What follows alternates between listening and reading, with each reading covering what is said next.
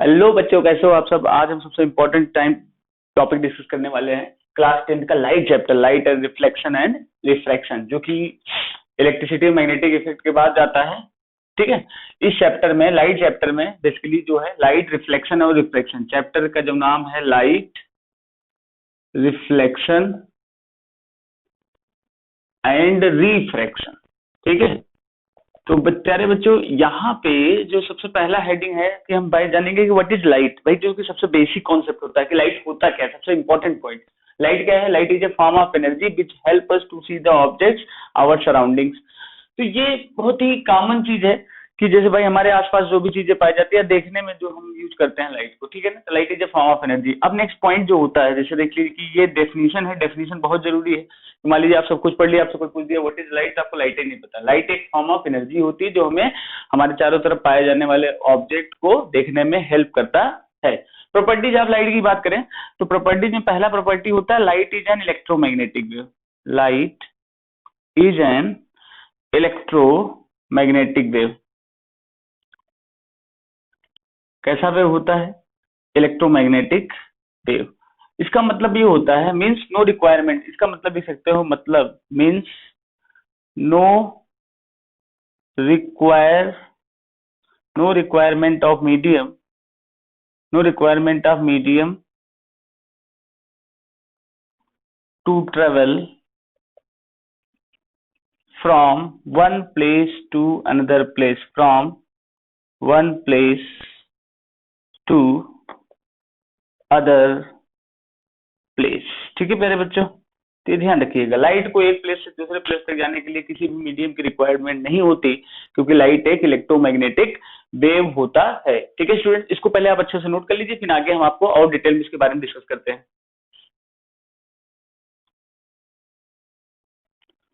ठीक है बच्चों, अब सेकंड प्रॉपर्टी जो होगा लाइट का, that is also very important. Second property में हम लोग ये डिस्कस करेंगे कि भाई light travel in straight light. ठीक है।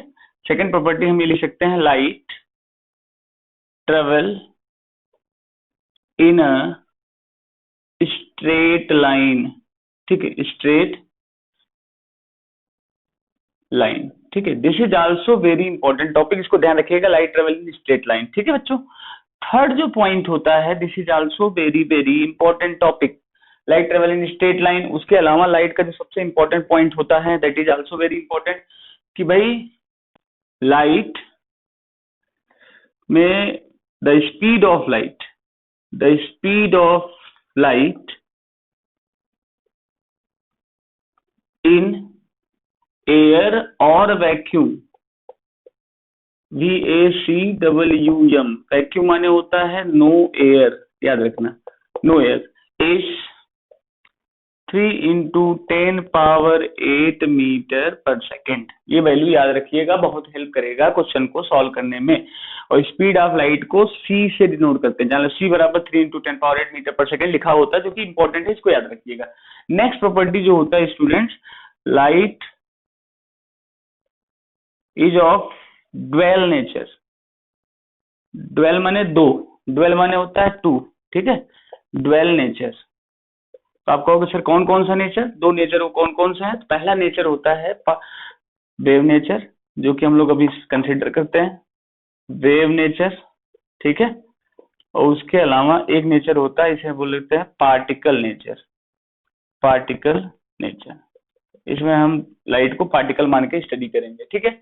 तो ये हो गए प्रॉपर्टीज जहाँ पे लाइट ट्रेवल करती है स्ट्रेट लाइन में, स्पीड ऑफ लाइट ये होता है। लाइट के दो नेचर होते हैं, wave nature and particle nature. ठीक है, ये चीज इसको नोट कर लीजिए अच्छे से स्टूडेंट्स पहले।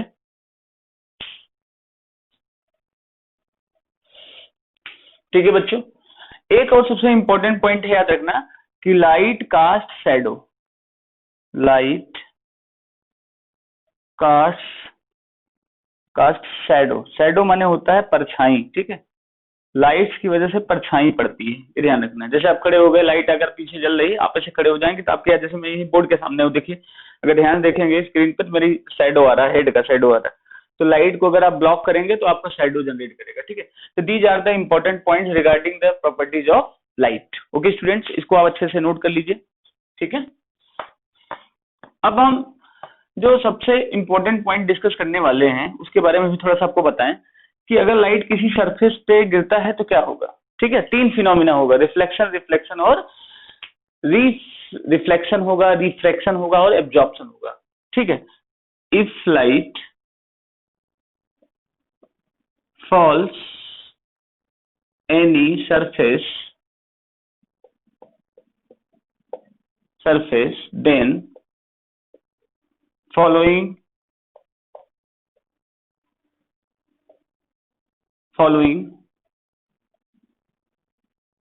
फिनोमिना माने घटना, फिनोमिना में हैपन हो सकता है। वो कौन कौन सा चीज होगा? पहला होगा रिफ्लेक्शन ऑफ लाइट, ध्यान दीजिएगा, पहला क्या होगा? Reflection of light. दूसरा पॉइंट क्या होगा? रिफ्रैक्शन। किसका होगा भाई? लाइट का। और चौथा तीसरा पॉइंट क्या होगा? एब्जॉर्प्शन। एब्जॉर्प्शन माने कुछ ऐसे सरफेसेस होते हैं जहां लाइट गिरने पे एब्जॉर्ब हो जाते हैं, मतलब सोख लेगा लाइट को। ठीक है, एब्जॉर्प्शन। तो आपके मन में एक चीज और बता दें, थोड़ा सा बच्चों को कंफ्यूजन होता है कभी कभी, ये 3 पॉइंट बड़े ही इंपॉर्टेंट है जो मुझे लगता है कि आपसे शेयर करना चाहिए। देखो भाई, जो रिफ्लेक्शन है ना वो रे नेचर होता है। रे नेचर की बात करें, रे लाइट में क्या करते हैं हम लोग? रिफ्लेक्शन और रिफ्रैक्शन स्टडी करते हैं, रिफ्रैक्शन। ठीक है, वेव में क्या करते हैं? वेव नेचर जब लाइट को मानते हैं तो उसमें कई सारे फिनोमेना होते हैं। एक इंटरफेरेंस होता है, इंटरफेरेंस आप 12th में पढ़ेंगे। ये जो होता है सोप, जो कलरलेस सोप बबल होते हैं, कभी कपड़ा धोते समय झाग निकलता है सोप का, तो कलरलेस सनलाइट में धूप में पड़ते हुए रंगीन दिखती है, तो वो उसकी वजह से होता है, उसी को हम इंटरफेरेंस कहते हैं। और चौथा, जैसे मान लीजिए आपका पार्टिकल नेचर में, पार्टिकल नेचर की बात करें तो उसका एक एग्जाम्पल है आपका ये photo electric effect. Photo electric effect. अब बात करेंगे सर फोटो इलेक्ट्रिक इफेक्ट क्या होता है? इसका मतलब वो होता है कि किसी मेटल पर अगर लाइट गिरेगा तो उससे इलेक्ट्रॉन का इमिशन होता है। मतलब अगर मेटल है, कोई मेटल है, सब मेटल से नहीं, कुछ पर्टिकुलर ऐसे मेटल्स होते हैं उस पर लाइट गिरने से उससे इलेक्ट्रॉन का इमिशन होता है, उसी को हम कहते हैं फोटो इलेक्ट्रिक इफेक्ट। तो एक एक एग्जाम्पल जानते रहिए। जैसे 3 नेचर जनरली तो आप देखोगे, 2 नेचर तो भी आप 12th पढ़ोगे, वेव नेचर और पार्टिकल नेचर। बाकी ये है कि एक तो नेचर होता है, उसके अलावा 2 नेचर होता है, वेव नेचर और पार्टिकल नेचर। पार्टिकल इसके अलग अलग पॉइंट्स होते हैं जिसको हम नेक्स्ट फर्दर हायर क्लासेस में स्टडी करेंगे। ठीक है बच्चों, ये चीज ध्यान रखिएगा, इंपॉर्टेंट है, इसको नोट कर लीजिए आप पहले।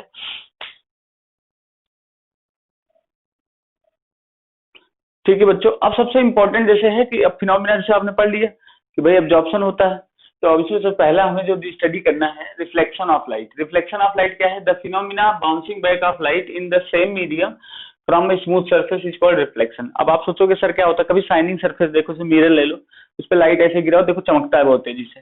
या जो आप दूर जाते हैं रोडों पर लगा होता है, जैसे भाई लखनऊ टू वाराणसी, लखनऊ टू दिल्ली, तो उस पर भी देखो शाइनिंग होती है, हल्का लाइट जो चमकता रहता है। तो शाइनिंग सरफेस या स्मूथ सरफेस से लाइट का क्या करना? वापस आ जाना, उसी सेम मीडियम में आ जाना, क्या कहलाता है? रिफ्लेक्शन ऑफ लाइट कहलाता है। और रिफ्लेक्शन की वजह से we are able to see the object, due to reflection of light we are able to see the object. ठीक है स्टूडेंट्स, इसको आप अच्छे से नोट कर लीजिए। ठीक है, इसको नोट कर लीजिएगा। अब बात आती है बच्चों की रिफ्लेक्शन सर कितने टाइप का होता है? देख भाई, रिफ्लेक्शन 2 टाइप होता है। कितने टाइप होता है? 2 टाइप का रिफ्लेक्शन होता है। एक होता है आपका रेगुलर, क्या होगा? Regular reflection. और एक होता है आपका इरेगुलर रिफ्लेक्शन, समझिएगा, regular and irregular reflection. Understood this points? These are very important. भाई रेगुलर रिफ्लेक्शन क्या होता है? The bouncing back of light in the same medium when the reflection takes place from a smooth surface. मतलब इसमें आप ये कह सकते हो, रिफ्लेक्शन, रेगुलर रिफ्लेक्शन में क्या कह सकते हो? The reflection of light, the reflection of light from an even surface, even surface, even माने यूनिफॉर्म अगर कोई सरफेस है, surface is called regular reflection. ध्यान रखिएगा, इज कॉल्ड रेगुलर रिफ्लेक्शन, इसी ध्यान रखिएगा। The reflection of light from an even surface is called regular reflection. इसको समझने का तरीका है, जैसे मान लीजिए सरफेस हमारा एक समान सरफेस है, यूनिफॉर्म सरफेस है, अब इस पे लाइट ऐसे आ रही, फिर ऐसे आ रही, ऐसे। ठीक है, एक और ले लीजिए, मान लीजिए थोड़ा सा इसको एक्सटेंड कर दें अगर, ऐसे। ये पॉलिश होता है, मतलब ये रिफ्लेक्टिंग सरफेस बनाया गया है। ठीक है, जैसे कोई ग्लास है उस पर पेंट कर दो तो इस टाइप से। तो ये incident rays, these are what? Incident rays, एक से अधिक रे है तो ये रिफ्लेक्ट हो जाती है यहाँ पे टकरा, यहाँ पे आने के बाद स्मूथ सरफेस पे, तो ऐसे वापस चली जाएंगे ऐसे, ठीक है ऐसे। तो ये देखो ऐसे, ये जो होगा इंसिडेंट रे, ये जो वापस जा रहे हैं इसे क्या कहते हैं हम, रिफ्लेक्टेड रेज। क्या कहते हैं, these are called reflected rays. तो ये जो हमारा सरफेस है कैसा है, इवन सरफेस है, this is what even surface. और ये जो पूरा ओवरऑल जो रिफ्लेक्शन है ये कौन सा है, regular reflection. What I am talking, this is the regular reflection. प्यारे बच्चों ये इंपॉर्टेंट ध्यान रखना है कि सरफेस स्मूथ होना चाहिए, बिल्कुल एक समान सरफेस, उस पर लाइट गिरे, पॉलिश सरफेस होना चाहिए। तो लाइट गिरने पर अगर रिफ्लेक्स हो जाए सेम मीडियम में, पैरेलल इंसिडेंट रेज भी पैरेलल होती है यहाँ पे, ये रिफ्लेक्टेड भी। तो ऐसे फिनोमिना को हम क्या कहते हैं, रेगुलर रिफ्लेक्शन। इसको प्यारे स्टूडेंट्स पहले बना लीजिए आप लोग, ठीक है। ओके स्टूडेंट्स, अब देखो जैसे यहाँ पे क्या है कि सरफेस हमारा अनइवन सरफेस है। Uneven surface the reflection of light from an uneven, मतलब कि जो टेढ़ा मेढ़ा या कर्व सरफेस, अनइवन सरफेस को आप ऐसे भी कर सकते हो सर, कर्व सरफेस, ठीक है। अगर कर्व सरफेस है तो वहां से भी रिफ्लेक्शन ऑफ लाइट होगा, तो ऐसे रिफ्लेक्शन को क्या कहते हैं, इरेगुलर रिफ्लेक्शन कहते हैं। क्लियर हुआ। तो ये बच्चों ध्यान रखना कि इसके बिहार पे हम चीजों को अंडरस्टूड करते हैं। तो इरेगुलर रिफ्लेक्शन ऑफ लाइट है, इसको आप अच्छे से बना के नोट कर लीजिए स्टूडेंट्स, ठीक है। टाइप्स ऑफ रिफ्लेक्शन, जिससे आपका हो जाए पूरा क्लियर, ठीक है बच्चों। उसके बाद आता है लॉज ऑफ रिफ्लेक्शन। देख लॉज ऑफ रिफ्लेक्शन में क्या है, there are two laws of reflection. पहला है angle of incidence is equal to the angle of reflection. Second होता है incident ray, reflected ray and normal all lie in the same plane at the point of incidence. ये दो laws होते हैं, ठीक है। एंगल आई एंगल आर के बराबर होता है, दूसरे में होता है incident ray, reflected ray and normal all lie in the same plane. प्यारे बच्चों एक चीज ध्यान रखिएगा कि ये फर्स्ट, मतलब इसको आप ऐसे कर लीजिए, इसको फर्स्ट पॉइंट में लिख देना और इसको सेकंड पॉइंट में, क्योंकि सीक्वेंस वाइज लिखा जाता है। Incident ray, reflected, normal all lie in the same plane at the point of incidence. उसके बाद मेजर करता है किसका, एंगल आई बराबर एंगल आर। ये एक्सपेरिमेंटली ज्योमेट्रिकली प्रूव भी किया गया है कि एंगल आई आर के बराबर होता है। इसी को कहते हैं laws of reflection. Laws of reflection केवल दो ही होता है, ध्यान रखिएगा, ठीक है ना। एंगल ऑफ पहला तो ये होगा incident ray, reflected and normal all lie in the same plane at the point of incidence. And second angle of incidence equals to the angle of reflection, जो कि आपने क्लास 8 में पढ़ा होगा साइंस वाले कॉमन चैप्टर में। तो आपको इसमें ज्यादा कुछ है नहीं, बहुत ईजी है, ठीक है। एक डायग्राम अच्छे से बना लीजिए बच्चों।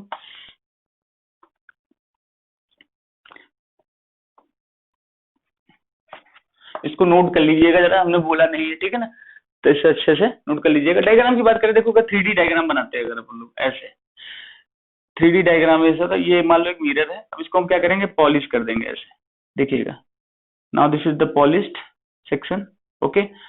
अगर हम पॉलिश करते हैं तो देखो क्या होगा, पॉलिश करने के बाद यहाँ पे पॉइंट ऑफ इंसिडेंस है, यहाँ से एक नॉर्मल ऐसे परपेंडिकुलर खींच देते हैं, तो लाइट ऐसे गिरती है।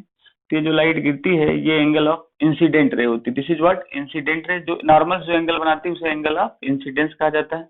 सिमिलरली सेम एंगल से रिफ्लेक्ट हो जाएगी, तो रिफ्लेक्टेड रे नॉर्मल जो एंगल बनाती है उसे एंगल ऑफ रिफ्लेक्शन कहते हैं, ठीक है। ये नॉर्मल हो गया, इसे कहते हैं reflected ray.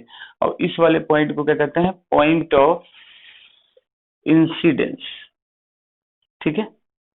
This is what point of incidence. But इसका एनालॉजी इतना बड़ा ना बना के एक छोटा सा डायग्राम जो बहुत यूज करेंगे हम लोग, ऐसे प्लेन मिरर को यहाँ से पॉलिश कर देते हैं, ये साइन पॉलिश का होता है।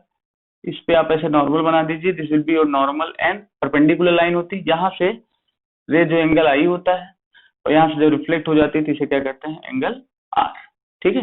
ये इसका इक्विवेलेंट डायग्राम है, तो आप दोनों को यूज कर सकते हैं। बट 3D में अगर ये रिफ्लेक्टेड है, ठीक है, 3D में हम यही दिखाते हैं, ध्यान रखिएगा, angle of incidence, angle of reflection, ठीक है प्यारे बच्चों। तो नेक्स्ट लेक्चर में हम लोग इसके आगे डिस्कस करेंगे, तब तक के लिए स्टे हैप्पी, थैंक यू।